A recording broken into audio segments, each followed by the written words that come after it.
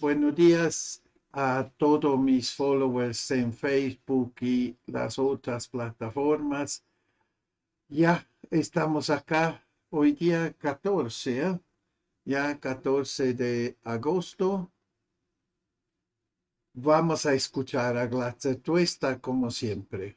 Escuchamos a Glatzer Tuesta con sus novedades.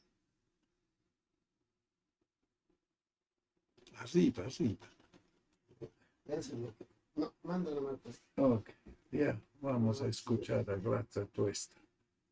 Y esta cochina de un ratito funciona y después hace. Compatible con los tratados de derechos humanos firmados por Perú. De manera que los jueces de Perú tienen la obligación de controlar si una ley es constitucional o convencional o no lo es. En este caso la ley no es constitucional, no es convencional y los jueces no deben aplicar. Justicia es impuesto, es no votar por nadie lo que sale al Congreso hoy. Esa tiene que ser la consigna después de todo el daño que le han hecho al país, como han favorecido al crimen. Ahora no solo favorecen a los criminales disfrazados de políticos, no solo favorecen a los criminales que están extorsionando y promueven economías ilegales en territorios que prácticamente son zonas liberadas, sino ahora salvan a los violadores de derechos humanos. Este periodo tan dramático que estamos viviendo ha sido el periodo de la consolidación de la impunidad y de la absoluta desprotección y desvalía de la ciudadanía frente a la manera como el poder ya se siente, identificado, viéndose al espejo, como una expresión más del crimen en estos días, ¿no? Organismos de derechos humanos se han pronunciado también. Ley de amnistía no es justicia, es impunidad. Ahí está la Acción por Derechos Humanos, CEGIL, COMISET, la Coordinadora Fe de Paz, el IDL por supuesto. Amnistía Internacional también se ha pronunciado, advertimos un avance de autoritarismo e impunidad en el Perú, a través de normas que debilitan el espacio cívico y el acceso a la justicia, así como de iniciativas para desacatar compromisos internacionales. Frente a ello, reiteramos al Estado peruano su deber de garantizar el derecho a la justicia, verdad y reparación de las víctimas y de toda la sociedad, lo cual es solo posible fortaleciendo investigaciones y condenando a quienes cometen graves violaciones a los derechos humanos, ¿no? Así es como se han pronunciado los organismos de derechos humanos. Yo quisiera, si me permiten, ¿no? Pues si regresamos acá, estaba buscando, ayer mientras esto se producía, en mi archivo, y encontré la revista IDL del año 1995, julio de 1995, su edición número 77. Y hay un artículo que yo quiero, si me permiten y tengo tiempo, leer algunos párrafos de este artículo. El artículo lo escribió el almirante en retiro en ese tiempo, Alfonso Panizo, que fue comandante general de la Marina en el año 1989, en el régimen del señor Alan García. Y se fue justamente cuando llegó el sátrapa Fujimori, que hizo una alianza con los militares más corruptos y más perversos de ese tiempo. El año 95, porque cito julio de 1995, porque en junio Fujimori dio la ley de amnistía, recordarán ustedes, para salvar al grupo Colina, que él ya sabía iba a ser su talón de Aquiles, como lo fue, y por eso fue sentenciado mucho tiempo después y confirmado en distintas instancias en nuestro país, ¿no? En un juicio altamente publicitado, transparente y abierto, y luego ratificado en un tribunal de 5 jueces que no dejó espacio para la duda de que era un violador de los derechos humanos, ¿no?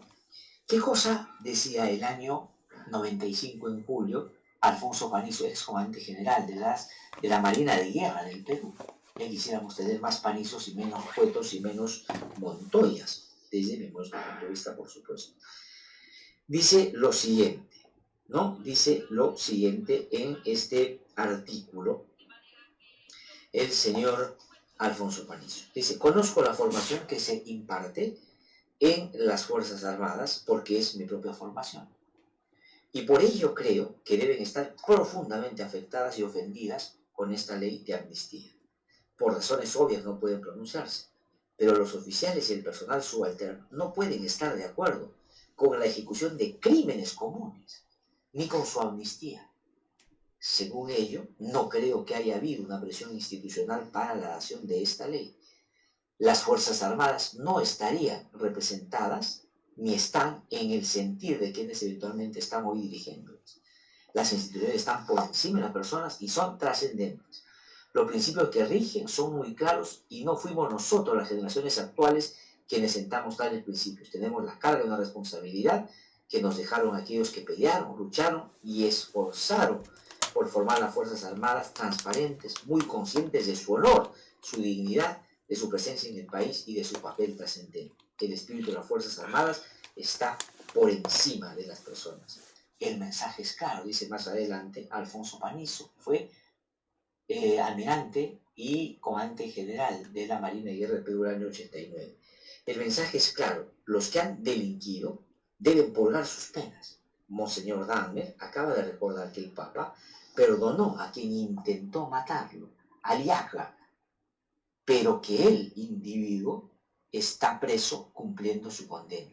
En estos casos ocurre una cosa parecida. Está bien que se perdone, pero los culpables deben cumplir su condena y resarcir de alguna forma los deudos de las víctimas. Si el Estado ha determinado que en varios de esos casos ha habido delito, entonces hay un tercero que espera una satisfacción por haber perdido a sus parientes. El Estado no solo puede olvidarse del delito del delincuente, sino tiene que ver cómo se repara el daño causado.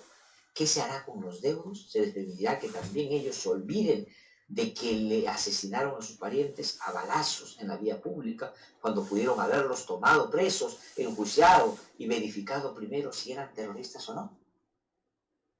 Un valeroso, honorable miembro de la Marina de nuestro país. Cuánta distancia, ¿no? Cuánta distancia, como en el ejército. José Carlos Marín Arista, paisano mío además, ¿no? Las ideas se exponen y no se imponen. Creador del colegio del que estudié, de la Escuela Militar, del CAE, creador del CAE. Esos eran oficiales dignos, no los que promueven la impunidad de los que violaron derechos humanos y cometieron delitos comunes. Y miren ustedes las distancias. Quiero recordar al general Rodolfo Robles, el valiente general Rodolfo Robles, quien se enfrentó a la dictadura de Fujimori, que denunció al Grupo Colina. Miren esta fotografía del año 1995, acercándose a los familiares de las víctimas, con Raila Kondo, a cuyo hijo habían desaparecido. Estos que hoy día están aplaudiendo a la señora Dina Boluarte. Pongamos las dos fotos, las de la señora Dina Boluarte con Rivero Lasso y la de Rodolfo Robles con los familiares de las víctimas del caso de Cantuta, para que vean cómo los tiempos han cambiado.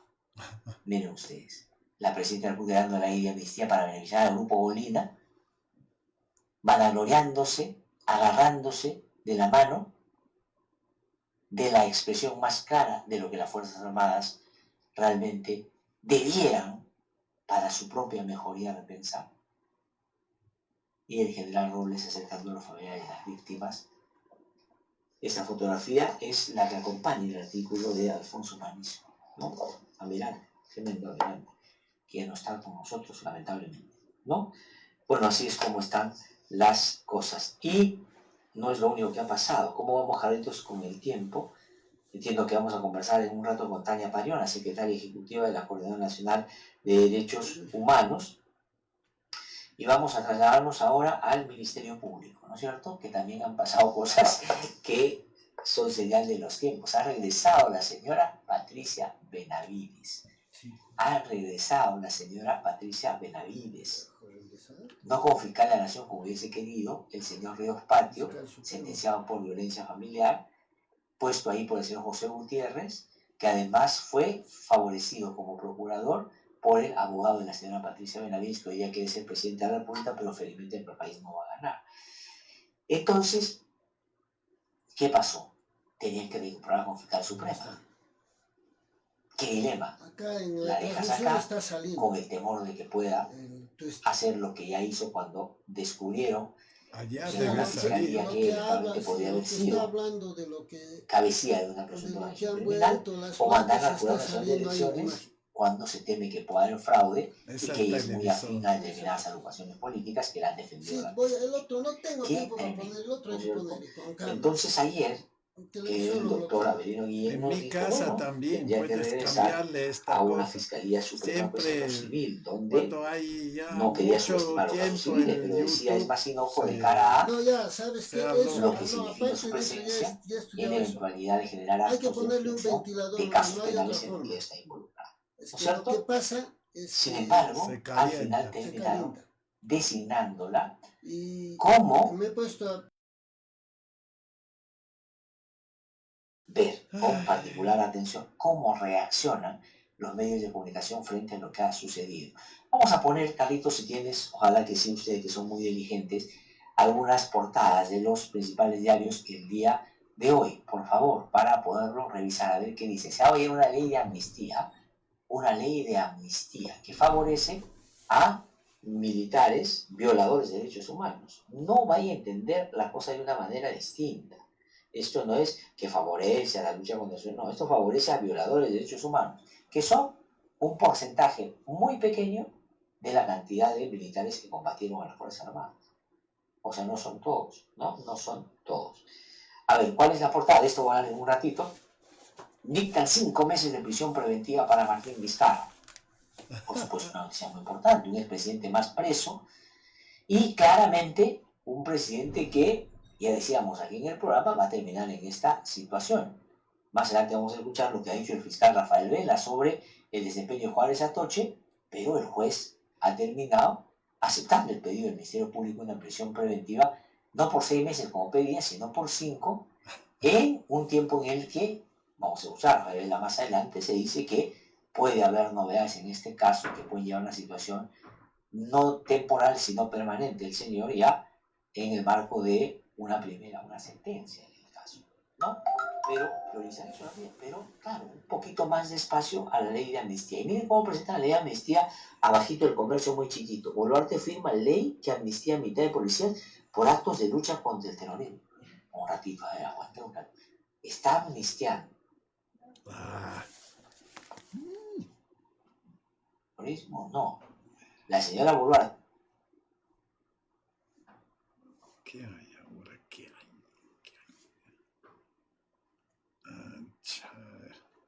Sí, esto es un tema también, esto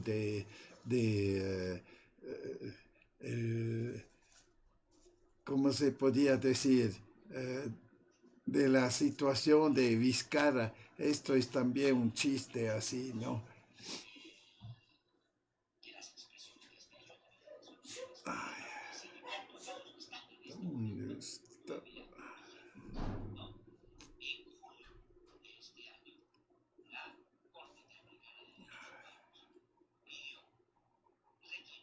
Progresía la caviarada nativa de las ONG defensoras de terroristas. Vizcarra, prisión preventiva. Promulgación de la ley de amnistía y reincorporación de Patricia Benavides. ¿Esto qué cosa expresa? ¿Una cobertura periodística? No, esto expresa una afirmación de que están en el poder y lo manejan a su antojo, porque toda su agenda se está cumpliendo, porque tienen razón, porque el sentido común nos asiste, no, sino porque sus amigos están en el poder o los que están en el poder los necesitan para poder mantenerse ahí donde están. Cuando yo veo esto en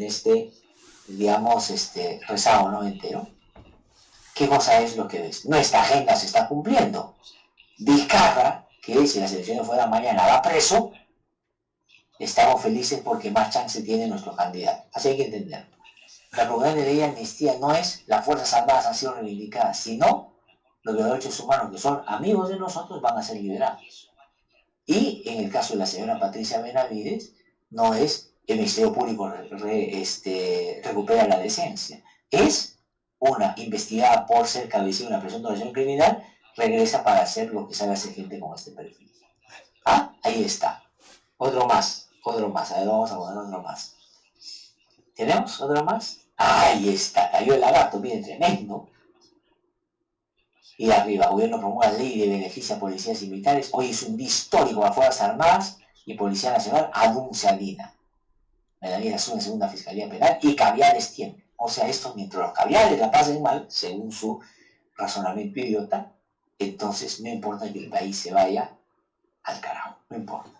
Porque así es como se tiene que resolver, ¿no? La dinámica de los de la cueva de Altamira. Bueno, así están las cosas. Vamos a pasar a ver a otros temas, ¿no? A otros temas. Martín Vizcarra, el Poder Judicial ha dictado 5 meses de prisión preventiva contra el expresidente por presuntas coimas en obras cuando era presidente del gobierno regional de Moquegua. Ahí está, haciendo informe el Ministerio Público. Fiscal provincial Germán Juárez Atoche, miembro del equipo especial Lavallato, logró 5 meses de prisión preventiva para Martín Alberto Vizcarra Cornejo, acusado por el delito de cohecho pasivo, propicio a corrupción, por proyectos Lomas de Hilo y ampliación del Hospital Regional de Moquegua, cuando se desempeñó como presidente del gobierno regional de Moquegua, a la redundancia, ¿no es cierto? Ha sido trasladado al penal de Barbadillo y ahí le va a hacer compañía a Castillo, le va a hacer compañía a Toledo, a Humala, y si no se hubiera ido, a Fujimori, ¿no? A Fujimori. Ya van toda esa cantidad de presidentes en la misma situación, ¿no? No ahí está solos. El video de, en este caso, la Fuentes Canal N, cuando se dio cuenta de esta prisión preventiva. Y claro, Martín Vizcarra, totalmente desencajado, se fue a prisión preventiva. ¿Qué consecuencia política esto puede tener en este tiempo? Esa es otra cosa. Yo creo que en el ámbito penal, bueno, esto era lo que se venía, ya lo había dicho yo aquí en el programa, pero en el ámbito político me parece que puede terminar siendo altamente favorable para el propio Martín Vizcarra en este tiempo donde quienes están sobre todo en el Parlamento y en el Ejecutivo hacen lo que quieran y la gente identifica a Vizcarra como alguien que más bien se enfrentó a ellos en algún momento. Vamos a escuchar a Rafael Vela cuando anuncia que en un mes más o menos debiera ya cumplirse o culminar el proceso contra Martín Vizcarra con una condena ejemplar, anuncia el coordinador del equipo Lavallato. Vamos a escuchar. El doctor Juárez Atoche ha hecho un trabajo muy prolijo, en detalle, que ha logrado el convencimiento del juez Chávez Tamariz para determinar la prisión preventiva del expresidente Martín Vizcarra por 5 meses, efectivamente, pero es razonable en función del avance que tiene en este momento el juicio oral. Así que pensamos que en esa expectativa de concluir a más tardar en un mes el juzgamiento, deberíamos estar ante un pronunciamiento ya definitivo del Poder Judicial que estimamos por la fuerza abrumadora de la evidencia, que incluso gran parte de ella ha sido hoy puesta en conocimiento del público a través del sistema de audiencias, debería ser una sentencia de condena ejemplar. Ahí está el jefe del equipo Lavallato dando cuenta de su proyección en torno a este caso. Y aquí, digamos, vale lo que vale para los otros casos también. El Ministerio Público investiga, pide al Poder Judicial, y el Poder Judicial es el que finalmente determina si valida o no el Ministerio Público. Y si el juez ha determinado que así sea, pues evidentemente eso es lo que hay que cumplir, hay que razonar de la misma manera en todos los casos. Sin embargo, creo que en cada caso el impacto político es distinto, porque si ustedes se dan cuenta de todo lo que han corrido esa suerte, ¿quiénes son los presidentes que han terminado presos? Toledo, sin ningún respaldo político, ni presencia en el Congreso, ni menos un grupo favorable en el poder en este tiempo que lo auspicia. Ollanta comparte la misma característica en este tiempo. Pedro Castillo, digamos, tiene una particularidad, goza de un apoyo de determinado sector de la población, pero no tiene ninguna defensa política en el poder en este tiempo. Puede tener cierta base, pero no está en el poder. Y en el caso de Martín Vizcarra, es evidente que es, junto con Castillo también de alguna manera, pero creo que más Vizcarra, una amenaza para los que están en el poder ahora, en términos políticos, estoy hablando en términos políticos. Pero esto que celebran ahora con Vizcarra puede terminar, creo yo, en términos políticos, haciendo que mucha gente en solidaridad con él, además auspiciado por él, termine encaminando su voto para el 26 para fortalecer una bancada que sí defienda a Vizcarra más adelante en el próximo Congreso de la República, donde espero que los que están hoy no tengan asiento siquiera, ¿no? Vamos a ver cómo se mueve ese tema. Por supuesto. Y ¿qué más tenemos, Carlitos? ¿Qué más tenemos esta mañana? No sé si tenemos ya comunicación con Tania Pariona, con quien vamos a hablar en un ratito. Ella es secretaria ejecutiva de la Coordinadora Nacional de Derechos Humanos. En todo caso, vamos con la exclusiva, Carlitos. Creo que habíamos tenido cierta dificultad con la... Sí, vamos con la exclusiva del día. Exclusivo en No Hay Derecho. Bueno, Carlos Liguria, como de costumbre, va produciendo una serie de hallazgos muy significativos que van como armando el rompecabezas, van como mostrándonos la imagen completa de lo que en este tiempo significa el ejercicio del poder y la vinculación que determinados personajes que podrían parecer menores con algunos que hoy día sí cuentan con cierta relevancia, no por su trayectoria, no por su peso personal, no por sus capacidades, sino por la correlación perversa que hay en el poder para la repartija, pues terminan adquiriendo un valor mayor.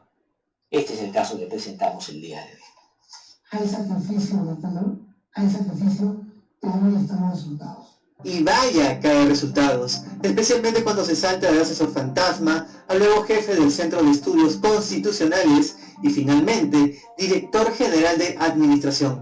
Y todo por ser de Somos Perú, el partido del presidente del Congreso. Con fecha 5 de agosto y bajo la nueva mesa directiva que preside José Gerí de Somos Perú, se designó a su copartidario, Mario Fernández, como director general de Administración. El dato fue revelado la noche del martes por La República y resulta que hay varios temas que deben llamar la atención, empezando porque la resolución y el acuerdo de mesa que lo designa como tal no está publicada, pero aún así Fernández ya tiene su página web con todo y foto señalando que ocupa este cargo desde el 5 de agosto. Esta designación es parte de la repartija que hace el Congreso con la nueva mesa directiva que preside Somos Perú. Y como si el Parlamento fuera una torta, ahora le toca una buena porción a su alto dirigente, Fernández, como director general de Administración, donde ganará más de 26.000 soles. ¡Provecho! Actualmente Fernández es secretario nacional de doctrina del partido y hasta julio era el secretario general nacional, cargo que ahora ocupa José Gerí. Un nexo que también lo une al actual presidente del Congreso es que ambos trabajaron en el gobierno regional de Ancash entre 2019 y 2020, cuando el gobernador era Juan Carlos Morillo de Somos Perú. Según sus estudios en SUNEDU, Fernández es comunicador de profesión y tiene una maestría en gestión pública de la Universidad César Vallejo, de César Acuña. Ahí se matriculó en 2012, pero 10 años después, en 2022, recién se tituló. Dice haber trabajado como coordinador regional, consultor, regidor, asesor y jefe de la oficina de enlace con los gobiernos regionales del Congreso. Sin ser abogado, en agosto de 2023 fue designado jefe del Centro de Estudios Constitucionales del Congreso, donde ha organizado diversos cursos con participación de parlamentarios, pero también otras figuras conocidas.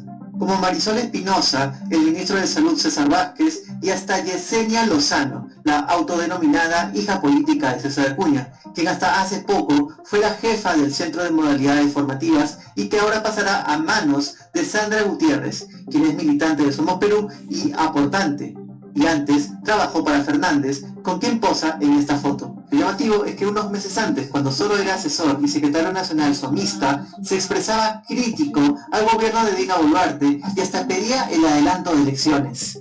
Que se debe ir la presidenta, que se debe ir el Congreso, nosotros creemos que debe haber unas autoridades. No creemos que debería ir, o no apostamos a que denuncie la presidenta. Y tampoco que caiga la presidenta, pero sí creemos que deben haber nuevas elecciones. Claramente cambió de corazón con el nuevo puesto. Alegamos que Fernández, antes de llegar a ser director general de administración, por el que ganará más de 20.000 soles, aportó, o bueno, invirtió a su partido más de 22.000 soles desde 2018. Ya entendemos por qué. Un detalle que no puede pasar desapercibido es que cuando era asesor de la bancada de Somos Perú, Cuarto Poder halló que por varias semanas ni siquiera iba al Congreso a trabajar. En su lugar, iba a un local somista. Incluso se quedaba de madrugada. Un trabajador fantasma. ¿Se da cuenta que he permanecido todo el día aquí? Pero es malo que esté acá en la tarde. Es malo que no cumpla sus labores en el Parlamento, señor. ¿Usted cree que no lo cumpla? ¿Cuándo lo cumple? Explíqueme de qué manera la Explíqueme de qué manera. Además de Fernández, Somos Perú viene acaparando otras oficinas, como la jefatura de asesoría legal que irá a manos de Carlos Price, militante de Somos Perú, o el área de programación y gestión que manejará Carlos Pichilingüe, que fue somista hasta 2022. Toda esta repartija solo nos hace pensar, ¿qué diría Alberto Andrade? Vamos todos adelante, me siguen, adelante, carajo. Muy bien, Carlos Ligüera, como siempre. ¿Qué diría el gran Alberto Andrade? Váyase al carajo, diría. No como la señora Patricia Chirinos, sino lo diría con convicción y con decencia. Cosa que, por supuesto, como es evidente, en esta lógica de los fantasmas, no está pasando, ¿no? Ninguna convicción, ni ideológica, ni doctrinaria, ni decencia, ni etcétera. Puro, ¿no? Pura preventa, pura repartija. Así es como estamos. Vamos a ir a una pausa. Regreso en un instante. Estamos aquí en No Hay Derecho. Y cuando vuelva, voy a conversar con Tania Pariona.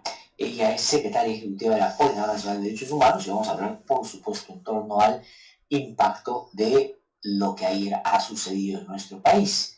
Una ley de amnistía firmada de manera entusiasta, con foto incluida que reivindica, entre otros, al Grupo Colina, donde la señora Boluarte ha decidido ubicarse para la historia. Regresamos. Hemos presentado el editorial. El editorial de Raza Tuesta de No Hay Derecho, que es muy interesante, ¿no? ¿Qué está pasando en nuestro país y más en el Congreso y en el gobierno, ¿no? Con toda esta cochinada de la amnistía, que de la señora Benavides que vuelve, etcétera, ¿no? Vizcarra que se va por 5 meses a la cárcel y después hablan de la isla de Santa Rosa, ¿no? Como si esto sería importante, pero así se hacen las cortinas de humo, ¿no? Esto se llama así, la cortina de humo. Hablan de una cosa, también a Petro le conviene esto, porque él tiene un montón de problemas internos, ¿no? Que no puede solucionar, así mejor uno hace así una cortina de humo que se habla de otra cosa en televisión, ¿no? De esto se trata. No se trata de la isla de Santa Rosa, porque a nadie nunca le ha interesado, ni en Colombia ni en Perú, la isla de Santa Rosa. Será por los contrabandistas, sí le interesa la isla de Santa Rosa, pero el Estado ha brillado con ausencia en este lugar. Así que dejen de hablar estupideces, esta grande televisión, ¿no? Como dicen, que se concentran en las cosas reales, como hace Glatze Tuesta, ¿no? Ahí es el punto, y la gente debería entender esto. Están todos lá embobados mirando, uy, vamos a mandar militares. De ahora también hay otro tema más que es que han declarado en emergencia el Cusco. No sé si saben, ustedes la han escuchado ya esto. Y después lo más interesante es de por qué la han declarado en emergencia. Que sí, Cusco y Ayacucho, y que lo más chiste es por el crecimiento del narcotráfico. Esto es así, mal chiste, digamos, porque yo diría, eh, más crecimiento tenemos. Claro, tenemos más crecimiento si tenemos un Congreso que son sus patas, ¿no? Que le hacen las leyes como le conviene. No entre minería ilegal y narcotráfico. Hace más que el PIB, ¿no? De dinero. Son dinerales, ¿no? Que se concentran ahí, no solo en esta zona. Pero ¿qué tiene que ver el ejército y la policía? Ya esto no lo capto yo. No sé si hay alguien que cree que esto lo van a solucionar con ejército y policía. Si lo corrompen al toque, ¿no? Con tanto dinero, ¿cómo van? Yo no veo cómo puede funcionar esto, ¿no? Que el pobre soldadito vaya allá a hacerse matar o qué, o hacerse corromper. Tiene o plata o plomo, ¿no? Esto es el problema que es puro show, ¿no? Hacen un show por decir, "Ay, nosotros hacemos algo contra el crimen". Pero si el crimen está en Lima, ¿no? Le respaldan en el Congreso. Así que todo esto show sería, ¿no? Es pobre, es muy miserable, decimos así. Ya bien, ya estamos, ¿a qué hora? Ya estamos 8:36. Ahora vamos a continuar con un artículo bien interesante de Ronald Gamarra en Hildebrand en sus 13. Ahora vamos a hablar sobre un cura con huevos. En los últimos días han resonado en medios importantes intervenciones en defensa de la democracia, la libertad y los derechos fundamentales, agredidos por el actual régimen del pacto mafioso fujimorista, ultraderechista y serronista, que tiene su más atenta y solicita servidora en la señora Boluarte, a quien como retribución le permiten llevar a la banda presidencial, aunque de gobernar no entiende un impío. Considero de que gran interés registrar estas respuestas dadas en diferentes contextos que significan una toma de posición por parte de representantes institucionales frente a la arremetida autoritaria y antiderechos del pacto corrupto. Se trata de palabras y posturas firmes, articuladas, consistentes, inteligentes y trascendentes en medio de la situación de apatía que domina la opinión pública. Empezamos por la homilía del cardenal Carlos Castillo en el Te Deum del 28 de julio, una reflexión muy sentida sobre lo que implica ejercer la función de gobierno como vocación de servicio, sin necesidad de aludir a nombres propios, resultaba diáfana y clara hasta para el menos avispado. Bastaría decir que Dina Boluarte, allí presente en primera fila, fue la primera en sentirse apuntada y tuvo que reclamar de inmediato una pastillita con su respectivo vaso de agua para calmar la ira y los nervios. El cardenal explicó que la inclinación autoritaria viene de personas sin vocación ni amor por el pueblo y exhortó a la clase política a reconocer que vive de espaldas al pueblo y solo ve por su propio interés. Pues un espíritu mafioso se ha apoderado de nuestros corazones, dejándose llevar por la mariana tendencia mundial de indiferencia egoísta y tiránica. Los sustanciosos minutos de la homilía tuvieron más eco que las soporíferas 4 horas que se tomó la presidenta en su discurso hueco del mismo día. Por su parte, la respuesta del periodista Gustavo Gorriti fue un canto bien clarito a la infame comisión parlamentaria que encabeza el congresista Muñante sobre lo que significa esa mugre, el tiempo que desnudó su verdadero propósito, que es una trama orientada a incriminar a quienes investigaron desde un principio el caso Odebrecht, Lavajato, en el cual resultaron implicados numerosos integrantes del pacto mafioso, entre los cuales se halla el propio partido de Muñante, Renovación Popular, que antes se llamaba Solidaridad Nacional.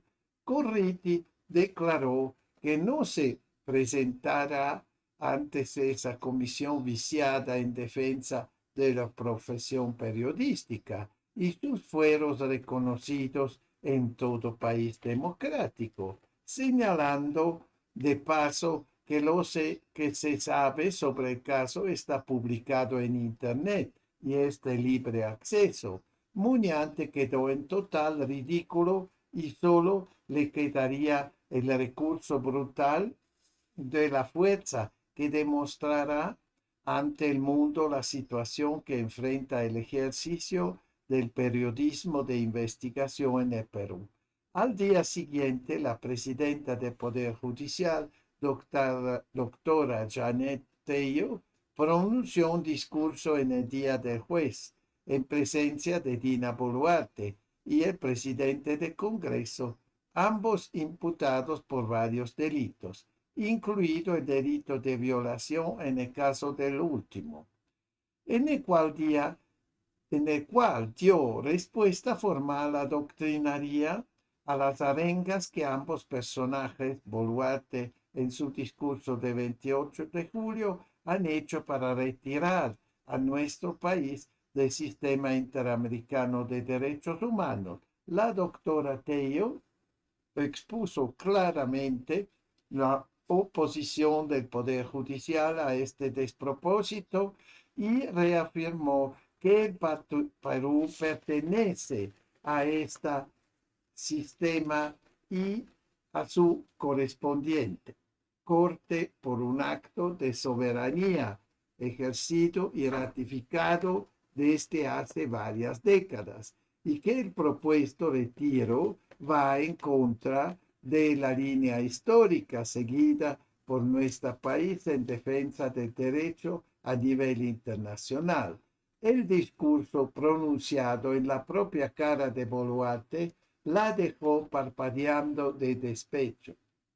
Definitivamente Boluarte estaba de turno porque ese mismo día del juez en la misma celebrada por tal efeméride, el cardenal Carlos Castillo no dudó en cantarle que la justicia es uno de los valores más anhelados por el pueblo y a la vez uno de los menos fáciles de hallar. Y entonces citó frase por frase aquella mulisa de Alanaya que reclama descaradamente esa justicia que no hay en la tierra, que no se encuentra por más esfuerzos que se haga en el marco de nuestro Estado y nuestras leyes. ¡Qué tremenda lección! Contundente recorderis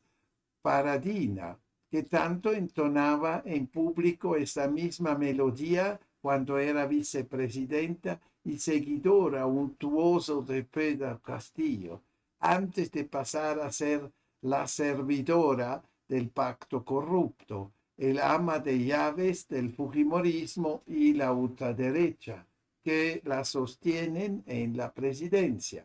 Por último, no puedo dejar de citar la tremenda vapuleada que el fiscal José Domingo Pérez dio al taurino congresista Muñante y su infame comisión disque investigadora. Muñante no pudo soportar que el fiscal Pérez le demostrara que está incapacitado para presidir imparcialmente cualquier junta como la que pretende encabezar, no solo por sus propios dichos registrados en las redes sociales, que confirman su abierta falta de objetividad, sino porque su propio partido está implicado en las pesquisas del Ministerio Público por el caso Odebrecht, Lavajato, y porque Muñante contrató como asesor principal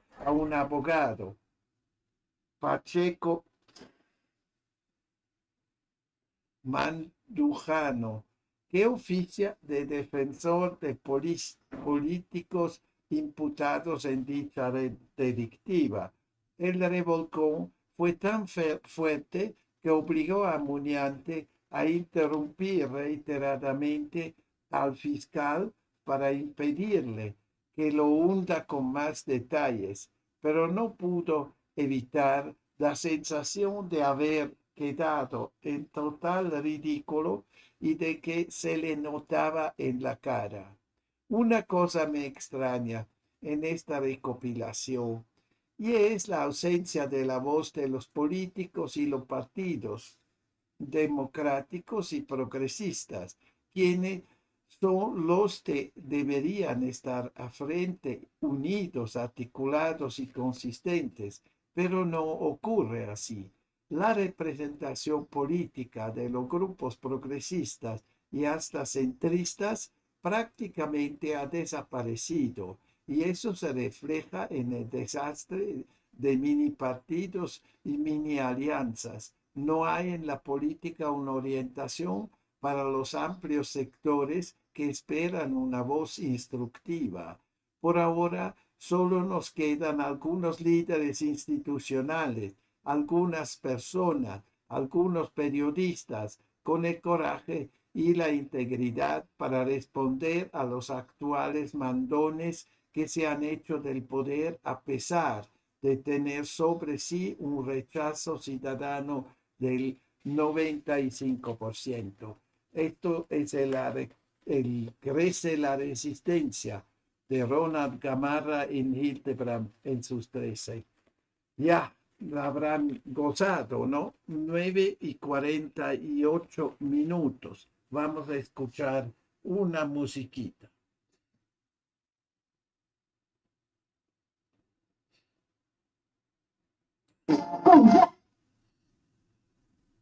Ya, vamos a escuchar una musiquita que nos da un poco de alivio, digamos así.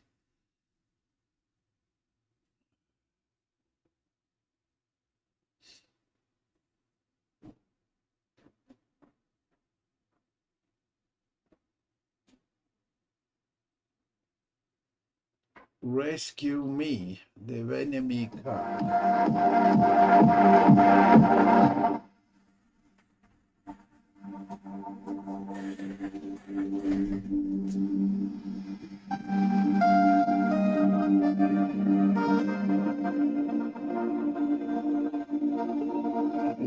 Esto no es bueno por mi muela. No puedo comer. Gracias en todo caso.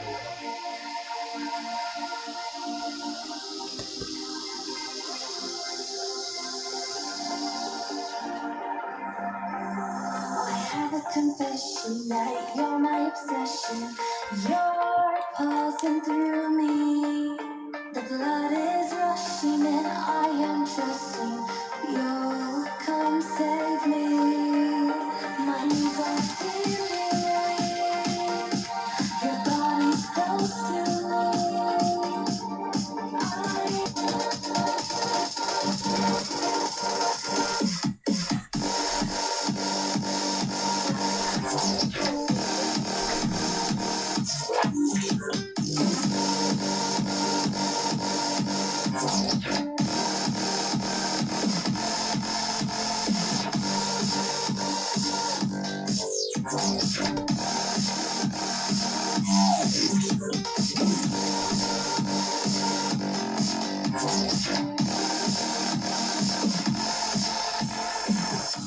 Won't you come and rescue me?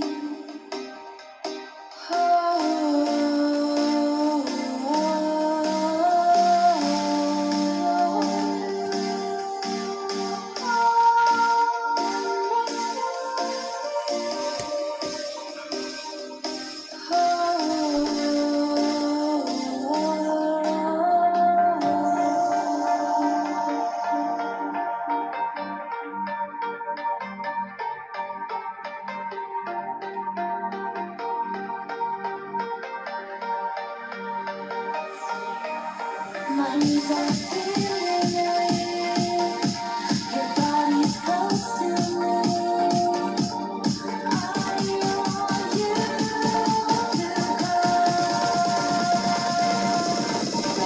you to come and rescue me.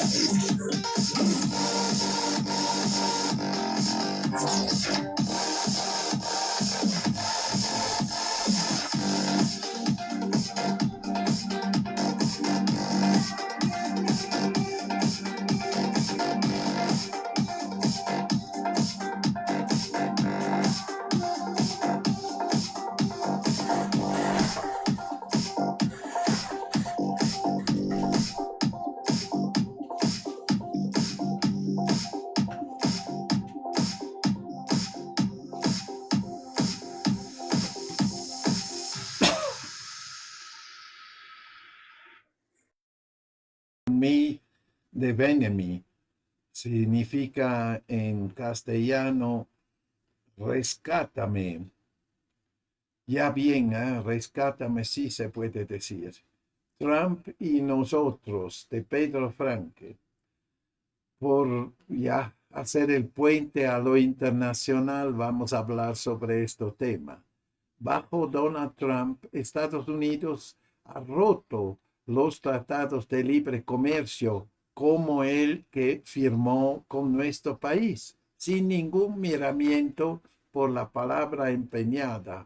Ha elevado enormemente sus aranceles impuestos a la importación, también llamados con el anglicismo de tarifas, incluyendo los aplicados a productos claves de exportación peruanos que debían estar protegidos por el TLC.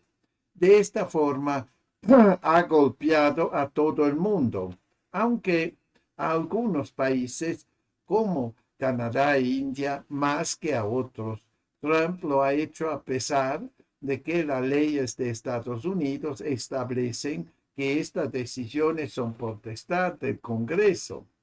Pero está claro su nula disposición a respetar la división y equilibrio entre poderes y su intentona dictatorial. Los tribunales estadounidenses aún analizan el tema, pero así como en el Perú tenemos un tribunal constitucional servil al poder, lo mismo sucede en Estados Unidos con su Corte Suprema. Dice Trump que ha logrado diversos arreglos parciales con varios países, sin que haya textos escritos de esos acuerdos, pero él los propagandiza como grandes logros para Estados Unidos, anunciando supuestas inversiones millonarias de Japón y Europa en su país, que son puro humo, como ha explicado el Premio Nobel de Economía Paul Krugman. Mientras tanto, esta semana sus estadísticas de empleo mostraron una caída fuerte, frente a lo cual Trump tuvo la infantil reacción de matar al mensajero. Despidió al jefe del Buró de Estadísticas. Aún así, se piensa que Trump puede anunciar mayores aranceles para algunos productos en las próximas semanas. A nivel internacional, Trump sigue respaldando el genocidio desatado por Netanyahu contra los palestinos en Gaza, aunque este es cada vez más repudiado, incluso con algunos tímidos giros en una Europa cuya reacción frente al tema ha deslegitimado como defensora de derechos humanos. Trump ha ido como trompo en relación a la guerra Rusia-Ucrania, bamboleando de un lado a otro con amenazas múltiples. Sus políticas contra la humanidad incluyen abandonar la lucha contra el VIH-Sida, poner como ministro de Salud a un demagogo antivacunas y promover un mayor uso de petróleo agravando al cambio climático. Trump también ha desatado su intervencionismo en Latinoamérica. Ha aplicado aranceles de 50% a Brasil porque autoridades supremas judiciales de ese país han tomado medidas contra el expresidente Bolsonaro, que intentó un golpe de Estado movilizando a grupos armados y sectores policiales y militares en su capital. Lo que hizo el expresidente brasileño no fue solo un discurso ni toda una articulación de acciones subversivas contra la democracia, y quien ha decidido someterlo a juicio para que no se escape fue un poder judicial independiente. Trump igualmente ha pretendido entrometerse en la condena judicial del expresidente Álvaro Uribe, acusado, entre otras cosas, de manipular testigos. Y antes se había metido con México. Nada de esto ha merecido una mínima respuesta del gobierno peruano, ni de su protector, el antiimperialista marxista-leninista Cerrón. Mientras tanto, las tormentas trumpistas se acercan a Perú en torno al puerto de Chancay, de propiedad china y de carácter estratégico. La situación puede agravarse rápidamente. Como sabemos, el valor de ese puerto se incrementaría notablemente si hubiera un tren que lo conectara al Atlántico brasileño y a China. Y ya China ha firmado un acuerdo para construir esa ferrovía hasta el límite de Brasil con Perú. Pero nuestro gobierno, a vez de coordinar y sumarse a la iniciativa, la critica, tras lo cual Boluarte sale a hacer viajecitos de placer con apoyo del Congreso. El asunto de los puertos ha tomado mayor importancia porque en torno a los puertos de Panamá, cuyo servicio los brinda la empresa china privada CK Hutchinson, hay una tensa negociación. Según reporta The Economist, esta empresa estaba llegando a un acuerdo de 23.000 millones de dólares para vender esos terminales y otros 41 puertos en 22 países de todo el mundo, en fondo de inversiones gringo BlackRock y la empresa suizo-italiana MCC.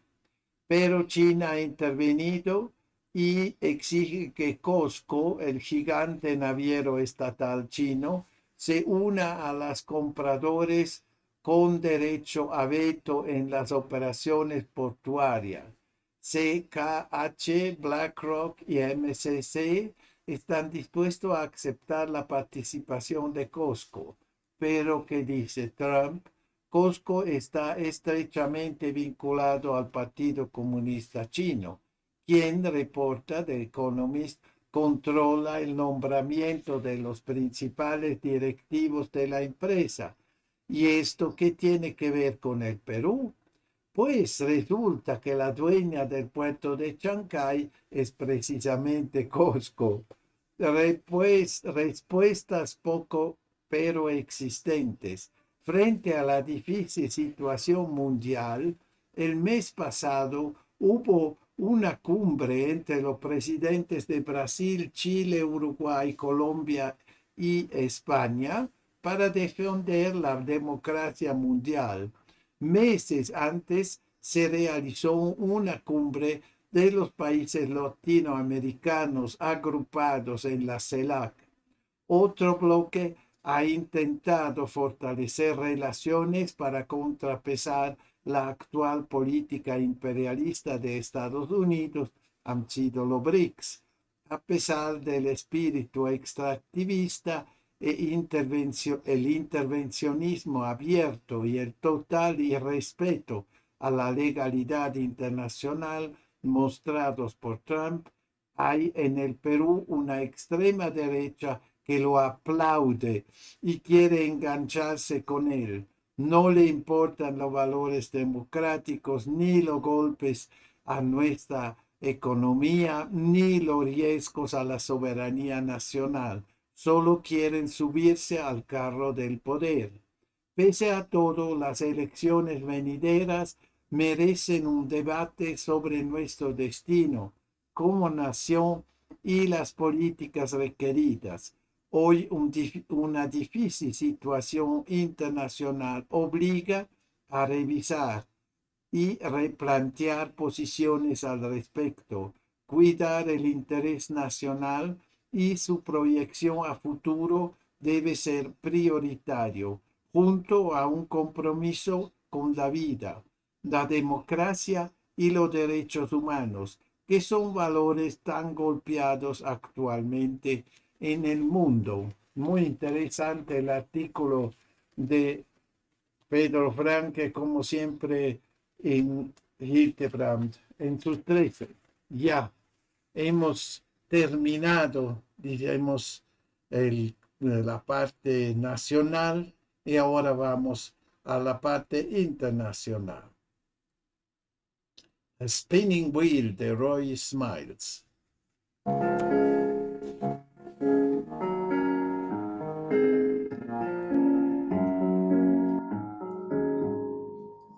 20 comes and 20 goes. Where it goes, well, no one knows.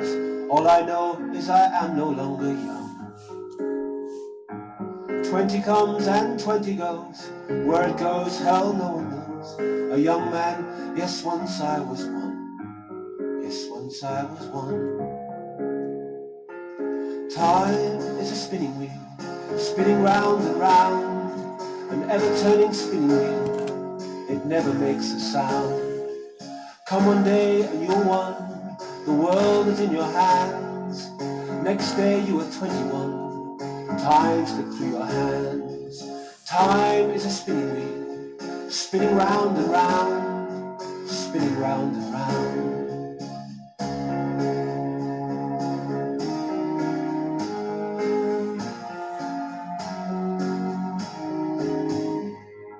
30 comes and 30 fades. What becomes of all the days? All I know is I am no longer young. 30 comes and 30 fades. What became of the plans I made? A young man, yes, once I was one. Yes, once I was one. Ya se fue a Time trabajar. is a spinning wheel, spinning round and round, an ever-turning spinning wheel. It never makes a sound. Come one day a new one, the world is in your hands. Next day you are 31, time slips through your hands. Time is a spinning wheel. Kof confirmó que la reunión se celebrará en la ciudad de Anchorage, en una de las instalaciones de la base militar Elmendorf Richardson. El encuentro iniciará a las horas 11:30 hora local, 22:30 hora de Moscú, con una conversación entre los mandatarios que se llevará a cabo en formato cara a cara con la participación de traductores. Luego, las negociaciones se realizarán entre delegaciones. Después, los presidentes continuarán el diálogo en un desayuno de trabajo. Los dos mandatarios ofrecerán una conferencia de prensa conjunta tras las negociaciones. A las negociaciones asistirán 5 miembros de la delegación de cada parte. Por Rusia participarán el ministro de Exteriores, Sergei Lavrov, el propio Ushakov, el ministro de Defensa ruso, Andrei Belousov, el ministro de Finanzas, Anton Silvanov, y Kirill Dmitriev, representante especial de la presidencia rusa para la cooperación económica con países extranjeros. La composición de la delegación estadounidense también se ha determinado, pero como señaló el asesor de Putin, sería más correcto que la parte estadounidense la anunciara. Tema central. Antes de la reunión, Putin y Trump pronunciarán un breve discurso. El tema central de la cumbre será la resolución de la crisis ucraniana, teniendo en cuenta también las conversaciones que se mantuvieron en el Kremlin entre Putin y el enviado especial de Trump, Steve Witkoff. Naturalmente también se abordarán cuestiones más amplias para garantizar la paz y la seguridad, así como los problemas internacionales, regionales y más urgentes y actuales, decía Ushakov, señaló Ushakov. Por ejemplo, se abordarán temas económicos, ya que Rusia y Estados Unidos poseen un enorme y hasta ahora desaprovechado potencial de cooperación en el ámbito comercial. La duración de cada intercambio entre los líderes dependerá del desarrollo de la discusión. El carácter que se le imprimirá a las conversaciones será de negocios. Tendrán un carácter empresarial y naturalmente todos tenemos una actitud de negocios ante todo, señaló Ushakov. La delegación rusa volará de Alaska, Rusia, inmediatamente después de la cumbre. Ushakov aseguró que la reunión se llevará a cabo en un lugar de gran importancia histórica. Cerca de la base militar, donde se llevarán a cabo las negociaciones, en un cementerio conmemorativo, están enterrados 9 pilotos soviéticos, así como 2 militares y 2 civiles que murieron entre 1942 y 1945 durante el traslado de aviones de la Unión Soviética desde EU en el marco del programa de préstamo y arriendo, detalló el funcionario. Ya han escuchado, ¿no? Los planes de la reunión. Esto es también un comentario, ¿vale? ¿No? Yo poco espero de la reunión, porque la guerra en Ucrania está a full. Están combatiendo sus últimos cartuchos los ucranianos, que están bombardeando adentro de Rusia, ¿no? A la pobre gente, haciendo terrorismo, ¿no? Terrorismo de Estado. Y solo por hacer ver que están haciendo algo, ¿no? Y pierden más de 1,000 soldados al día y un montón de material bélico. Una catástrofe, ¿no? En todo, ¿no? No hay modo, ¿no? Que pueden ganar en ningún, ni soñado, ¿no? Acá, Parque Acuático y Hospital. Kiev intensifica sus ataques contra zonas civiles de Rusia. Trump promete garantías de seguridad a Kiev con una condición. ¿Qué será esto? Estudiantes universitarios hacen explotar a un gato con pirotécnica en México. Fondos COVID de un país de la UE terminan en yates, coches de lujos, etc. No, puro escandalitos, ¿no? Yo no sé, ¿qué es qué quieren hacer los ucranianos? ¿Dónde van los ucranianos? Por mí es un misterio esto. Yo no entiendo dónde van a ir los ucranianos. Aún.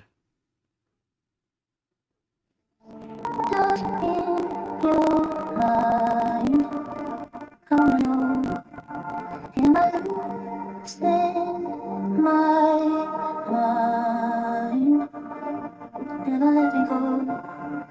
It's and leave me all together. I know I'm not alone. I know I'm not alone. I know I'm not alone.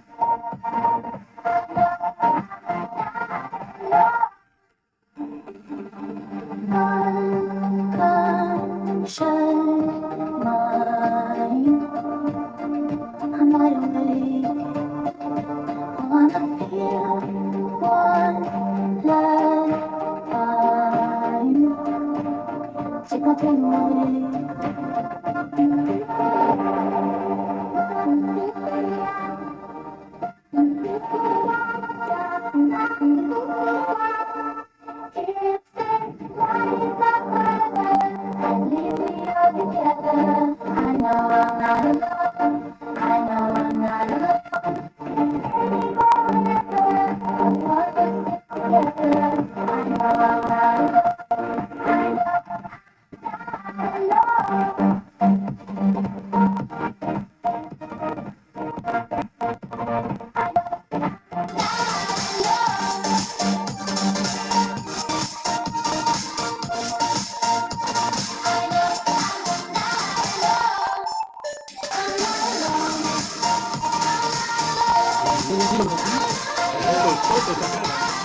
No puedo meter.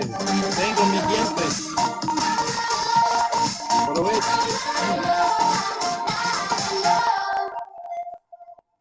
Ya, Alone de Alan Walker. Ya, Alan Walker. Ya, 9:16 minutos. Ahora vamos a un tema muy serio. El aumento de los precios de los alimentos en todo el mundo es una advertencia para los estados frágiles como el nuestro. Tyler Durden, el índice de precios de los alimentos de la Organización de las Naciones Unidas para la Alimentación y la Agricultura FAO, una referencia mundial para los precios de los alimentos,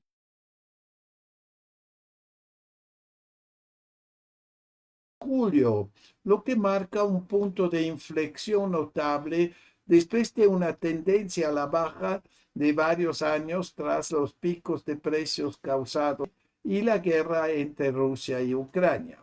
El índice de los precios de los alimentos de la FAO promedio 130 puntos en julio, lo que representa un aumento del 1.6% con respecto a junio. Los principales impulsores fueron los fuertes aumentos de los precios de la carne y el aceite vegetal. El índice muestra la evolución mensual de los precios internacionales de diversos productos alimenticios comercializados a nivel mundial. En julio, el aumento de los precios de la carne y el aceite vegetal compensó con creces las caídas de los cereales, los productos lácteos y el azúcar, explicó la FAO en su informe mensual. Desde su mínimo a principios de 2024, el índice ha experimentado un cambio de rumbo significativo tras caer tras los picos de precios durante la pandemia y la invasión rusa de Ucrania. Actualmente se encuentra en un nivel más alto desde febrero de 2023, un 43% por encima de su mínimo al comienzo de la era de la pandemia. Y se espera que se mantenga elevado el próximo año. Principales conclusiones del informe. Índice general 130.1 puntos, más un 1.6% respecto al mes anterior, impulsado por la carne y los aceites vegetales, aún un 18.8% por debajo del máximo de marzo de 2022, pero un 7.6% por encima del julio de 2024. Claro, si se ve solo, deberemos volvernos todos vegetarianos en este caso. Granos, 106.5%, menos 0.8%. Los precios del trigo y el sorgo bajaron gracias a las nuevas cosechas. El maíz y la cebada subieron. El arroz cayó 1.8% debido a la abundante oferta y la débil demanda. Aceites vegetales 166.8, más 7% su máximo en 3 años. El aceite de palma subió debido a la fuerte demanda. El aceite de soya se vio impulsado por el sector de los biocombustibles. El aceite de girasol subió debido a la escasez de oferta en el Mar Negro. El aceite de colza bajó debido a la nueva cosecha de la UE. Esta cosa de los biocombustibles es la cosa más estúpida que yo conozco, ¿no? Hacen de maíz, de soya, hacen combustible por carros. Es una idiotez absoluta por después tener la inflación en los aceites, ¿no? Es absolutamente descabellado, ¿no? ¿Cómo se puede hacer una estupidez así? Y después dicen que es ecológico, ¿no? Vamos a morir de hambre solo por tener combustible, biocombustible. Carne, 127.3 puntos, más 1.2%, máximo histórico. Los precios de la carne de vacuno y de cordero subieron debido a la demanda de China y Estados Unidos. Los precios de las aves de corral subieron ligeramente, ya que Brasil se considera nuevamente libre de gripe aviar. Los precios de la carne de cerdo cayeron debido al exceso de oferta y la débil demanda de la UE. Productos lácteos, 155.3%, menos 0.1%. Primer descenso desde abril de 2024. La mantequilla y la leche en polvo cayeron debido a la abundancia de suministros. Los precios del queso subieron gracias a la fuerte demanda de Asia y Oriente Medio, junto con menores exportaciones de la UE. Azúcar, 103.3 puntos, menos 0.2. Quinto descenso mensual. Esto se debe a las expectativas de una mayor producción en 2025-2026. Brasil, India y Tailandia, compensada en parte por un repunte de la demanda de importaciones. El reciente aumento indica un mayor dinamismo de los precios en los mercados alimentarios mundiales. Si bien el índice aún se encuentra muy por debajo del máximo histórico de 160 puntos alcanzado en 2022, una tendencia alcista sostenida podría intensificar las presiones inflacionarias mundiales. Efectos. Países vulnerables. Un nuevo aumento de precios podría provocar inseguridad alimentaria y malestar social en los países de bajos ingresos que dependen de las importaciones. en África, en Sudamérica, donde sea, ¿no? Vas en África, en Asia, donde está la gente más pobre de este planeta.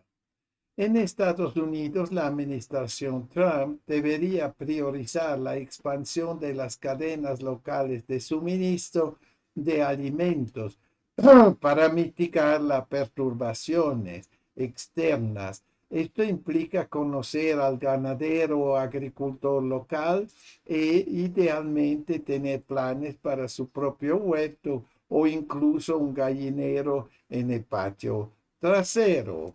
Ya no han escuchado la cruda realidad que la sentimos también nosotros acá en Perú.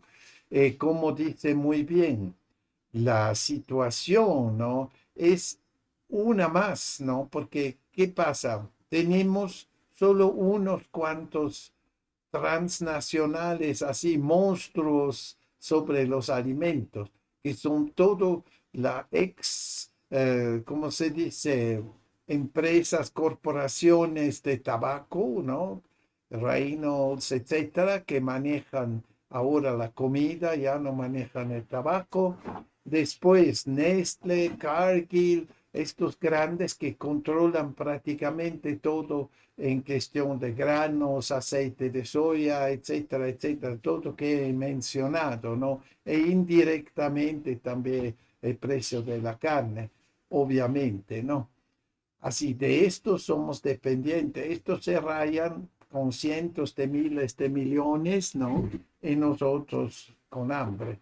Esto es el más o menos dicho simplemente la situación. Ellos se rayan, ¿no? Con todo, con el hambre mundial, ganan cientos de miles de millones de dólares al año y acá la gente se muere. Estos son los resultados de las bolsas, ¿no? De Londres, de Zurich, de todos los, especialmente Londres y Nueva York, Singapur, Hong Kong, ¿no? Donde especulan con la comida, ¿no? Todo, todo tipo de cosas son cotizadas ahí y lo mueven en papel prácticamente de un lado al otro según la conveniencia, ¿no? Por ejemplo, los queridos connacionales míos tienen una flota, una flota. Suiza tiene la flota más grande del mundo, ¿no? Y no tiene ni un puerto. Y la flota, que es la vieja flota soviética que han comprado los suizos, mueve alimentos, en gran parte alimentos, de un lado al otro. En vez de tener almacenes, ellos tienen barcos, ¿no? Y en los barcos mandan los alimentos a los puertos donde hay más requerimiento y que hay los precios mejores. Así funciona esto, ¿no? Al daño de la pobre gente, ¿no? Claro, ellos se rayan así y los otros mueren de hambre. Así funciona esto. Triste, pero seguro. Ya vamos a escuchar algo de consuelo, a Baroque Letter de Aaron Kelly.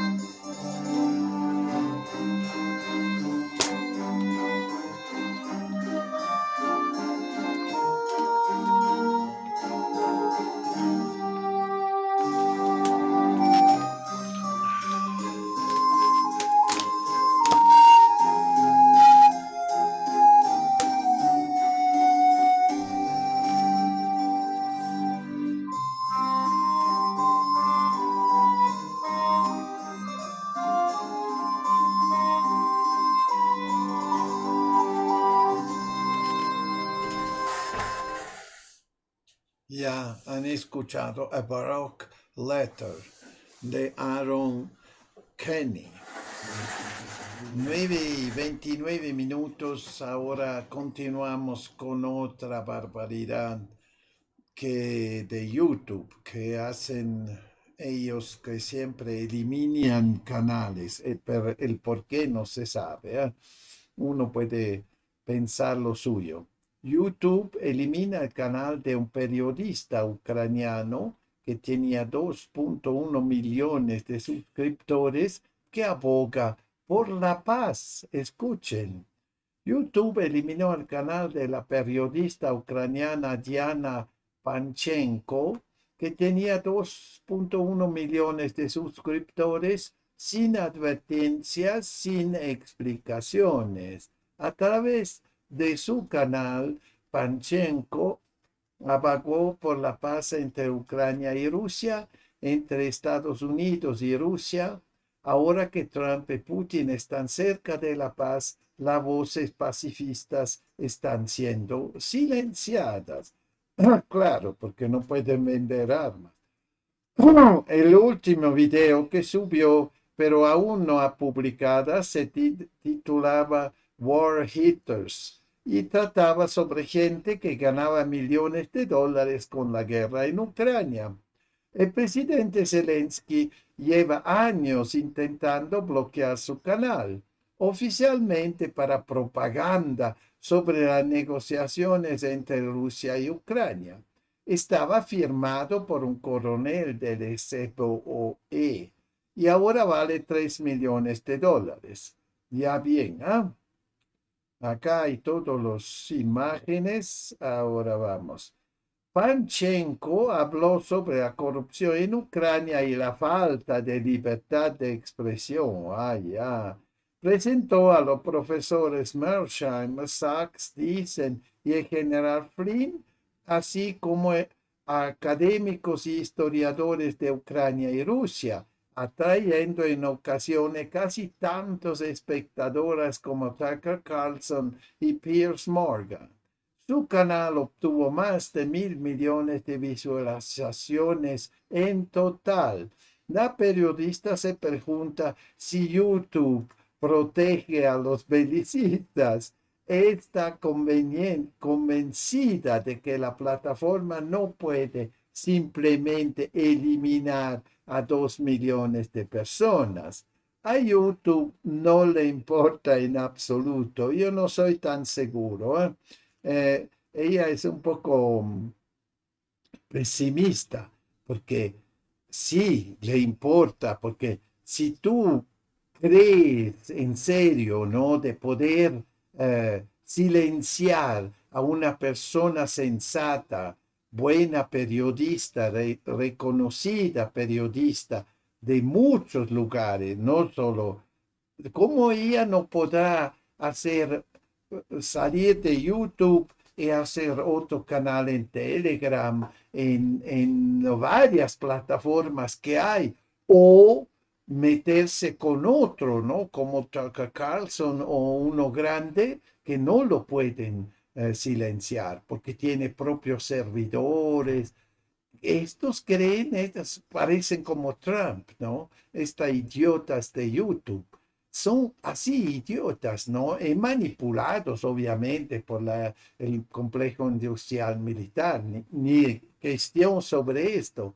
Y creen que ellos pueden silenciar a una mujer así, con valentía, con sensatez, honradez. Ellos creen de verdad que pueden hacer esto. Debes de ser viejo y bruto, ¿no? Y fanático. No le va a resultar. Van a estar como cretinos. Va a ser una fiesta. Gaiety in the Golden Age de Aaron Kennedy.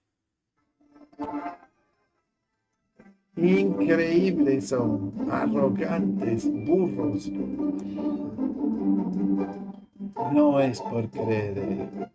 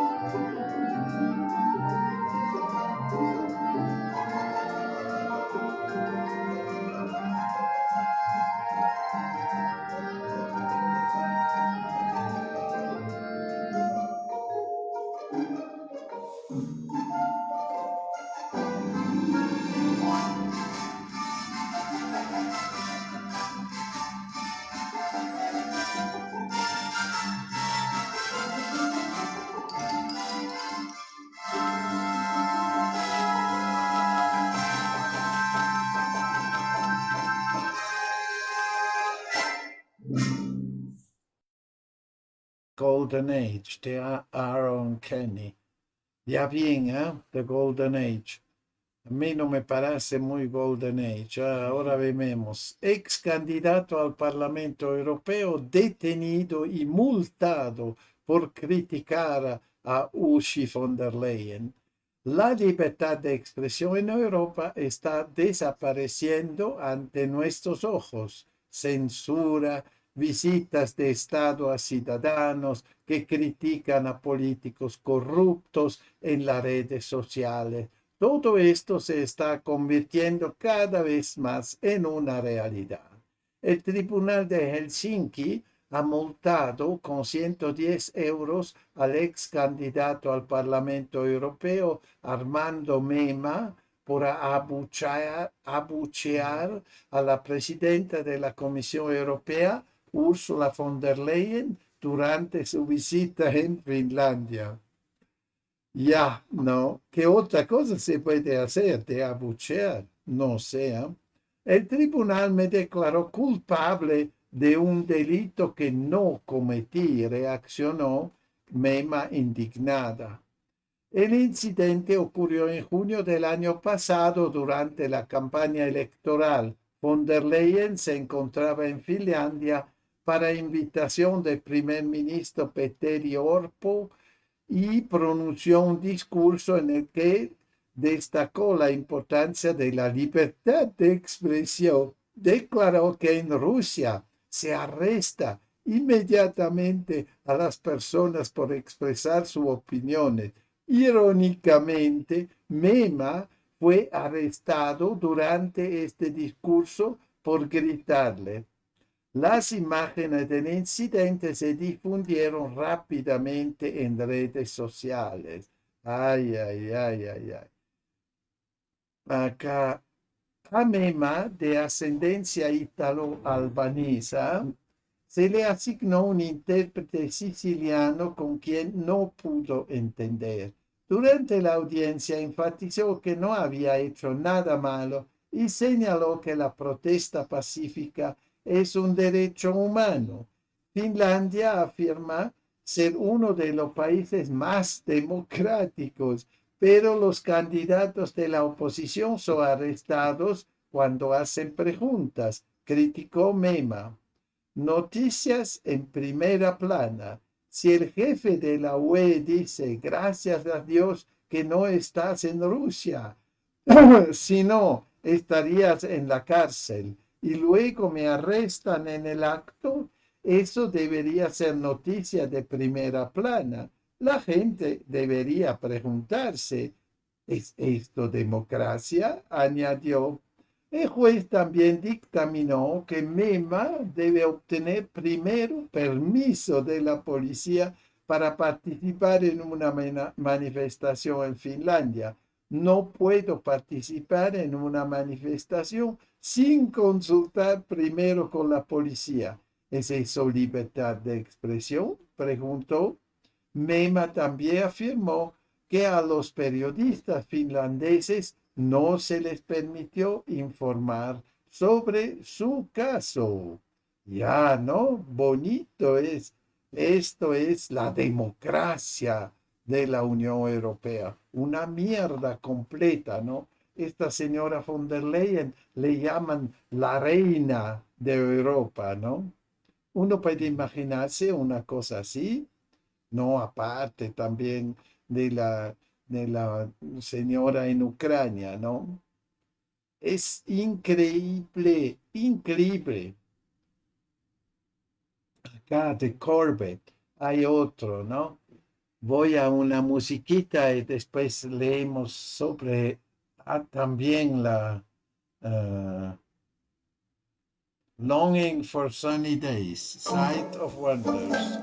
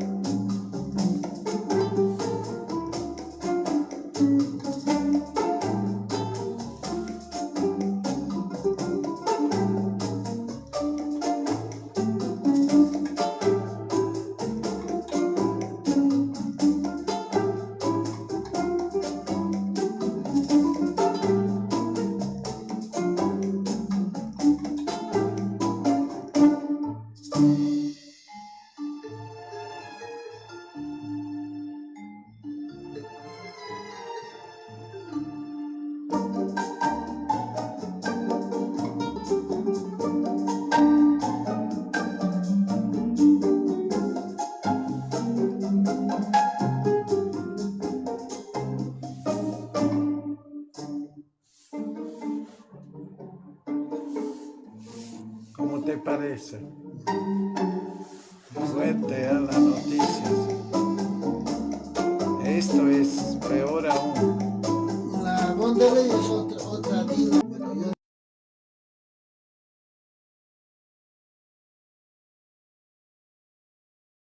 yo Solo que gana mucho más. Ok, 9:42 ya rápido se va la hora. Ahora con una cosa bien preocupante, siempre sobre los alimentos. 9:42, informe Corbett, el futuro de la alimentación, una llamada de atención. El video del informe Corbett, el futuro de los alimentos, arroja una luz crítica sobre la transformación del suministro mundial de alimentos. Ilumina cómo el control sobre nuestros alimentos ha sido cedido a las corporaciones, los peligros que este conlleva y cómo las nuevas tecnologías podían cambiar fundamentalmente la definición de alimento. El siguiente artículo resume las tesis centrales del video. Pueden ver, se llama The Future of Food, el futuro en YouTube está, imagínate, de Corbett Report se llama.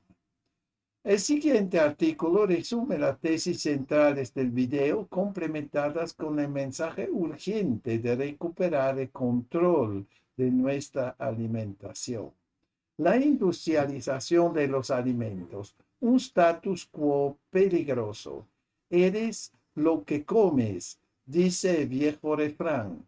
Pero, ¿qué nos importa si nuestra comida consiste en productos altamente procesados, tratados químicamente y modificados genéticamente? Según James Corbett, hemos encontrado la solución al hambre de nuestros antepasados al ceder nuestra soberanía alimentaria a un puñado de corporaciones agrícolas. El resultado es un sistema de agricultura industrial en el que los cultivos modificados genéticamente se tratan con glifosato y los animales de granja son inundados de antibióticos y hormonas de crecimiento en establos estrechos e insalubres antes de ser sacrificados y enviados a supermercados o cadenas de comida rápida.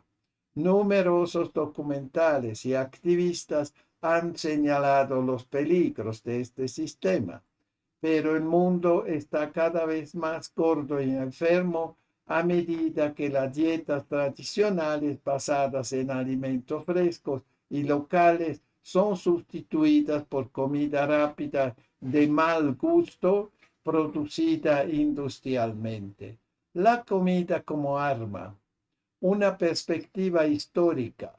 Para quienes ostentan el poder, la comida no es solo comida, sino un arma. Históricamente el hambre se ha utilizado deliberadamente para ejercer control, desde el asedio de las ciudades en la Edad Media hasta la hambruna irlandesa de patata que los británicos contribuyeron a causar, y el Holodomor, un genocidio contra los ucranianos orquestado por Stalin en la década de 1930, que cobró millones de vidas. El Memorando de Seguridad Nacional 200 de Henry Kissinger de 1974 también demuestra cómo la ayuda alimentaria a los países en desarrollo debía estar vinculada a esterilizaciones forzadas o a objetivos de reducción de la población para asegurar el poder geopolítico. En el siglo XXI, la alimentación sigue siendo un arma relevante. Los confinamientos por el coronavirus, la guerra en Ucrania y otras crisis han interrumpido el suministro mundial de alimentos, duplicando el número de personas que enfrentan inseguridad alimentaria aguda en los últimos 4 años. Al mismo tiempo, gobiernos de todo el mundo, desde los Países Bajos hasta Irlanda y Canadá, presionan a los agricultores para que reduzcan sus rebaños, desechan leche o cumplan con las nuevas regulaciones ambientales, lo que provoca protestas y disturbios en lugares como Alemania, Polonia y Sri Lanka. No se olvidan de Gaza. En Gaza están haciendo justamente esto los queridos israelíes. Están matando a la gente con el hambre, así de simple. Ataques al suministro de alimentos, una oleada de misteriosos incendios, explosiones y ciberataques a plantas procesadoras de alimentos en Estados Unidos, que las autoridades clasifican como posibles ataques coordinados a la cadena de suministro, es preocupante. El FBI advirtió sobre ataques de ransomware contra las industrias agrícolas y alimentarias en 2022. Al mismo tiempo, la escasez de fertilizantes nitrogenados, las sequías, las guerras y las interrupciones del comercio están agravando la crisis alimentaria mundial. Estos sucesos plantean la pregunta de si la crisis es de origen natural o está deliberadamente provocada.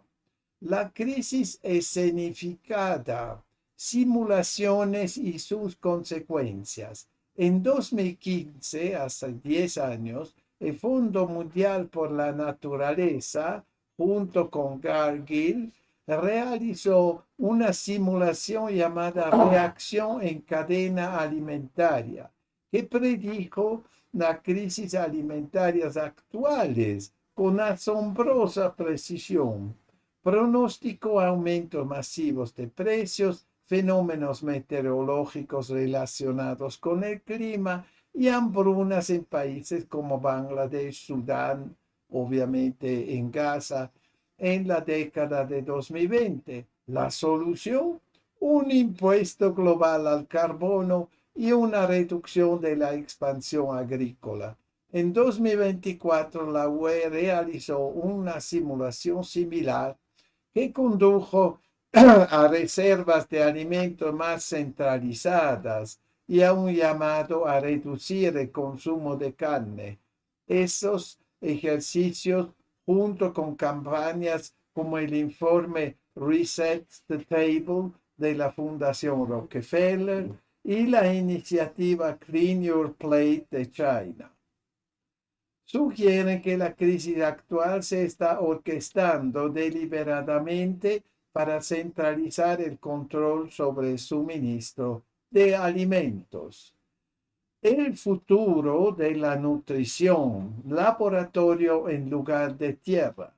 Las soluciones promovidas por actores multimillonarios como la Fundación Rockefeller, la Fundación Bill y Melinda Gates y USAID se basan en alta tecnología, carne cultivada en laboratorio, microbios modificados genéticamente, alimentos impresos en 3D y plataformas agrícolas respaldadas por inteligencia artificial. Empresas como Impossible Foods y Beyond Meat producen alternativas de carne de origen vegetal, mientras que otras como Future Fields utilizan moscas de la fruta modificadas genéticamente para generar factores de crecimiento para la carne cultivada en laboratorio. Amai Proteins está desarrollando péptidos de sabor dulce que se vende como no modificados genéticamente, a pesar de que provienen de microbios modificados genéticamente. Según DARPA, incluso los desechos plásticos militares se están convirtiendo en proteína en polvo.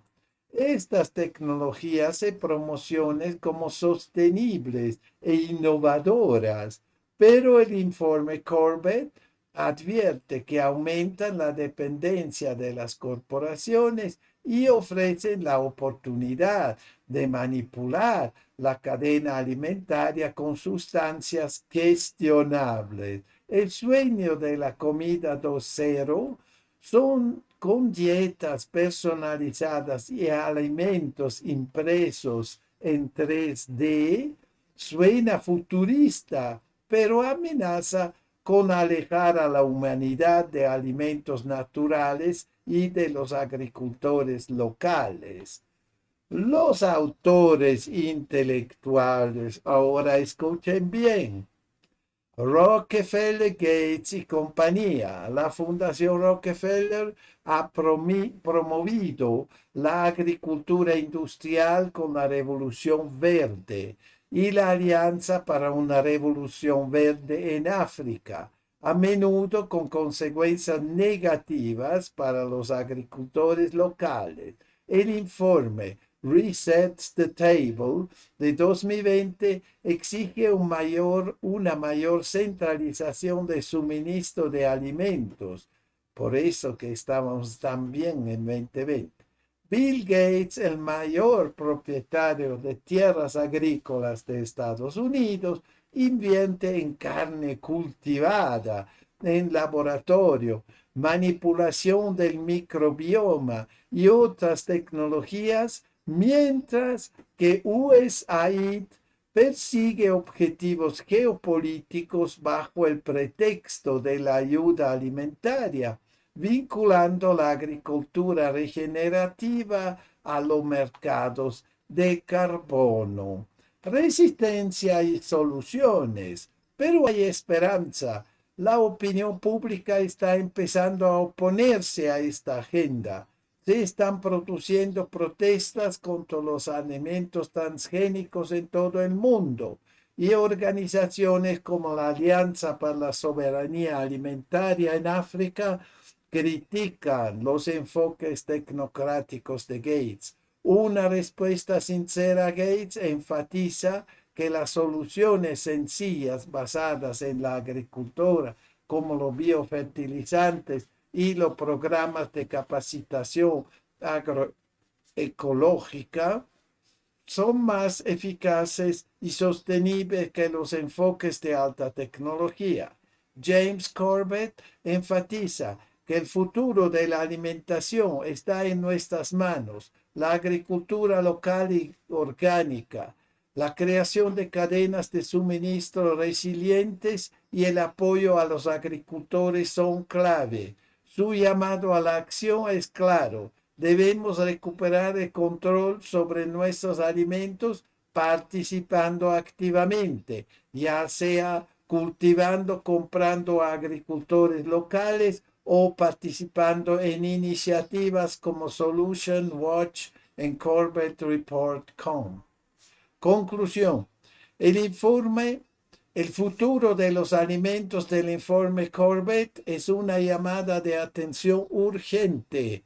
El suministro mundial de alimentos está bajo ataque y las soluciones de las élites no buscan la sostenibilidad, sino el control. Pero tenemos el poder de devolver la producción de nuestros alimentos a la gente. Para más información y recursos, Corbett recomienda consultar la transcripción gratuita y la lista de fuentes en corbettreport.com, Future of the Food, y participar activamente en el debate. Así han escuchado, ¿no? 9:56. No compren la comida en el supermercado. Nada. Compren en los mercados. ¿No? Así de simple. No hay una cosa.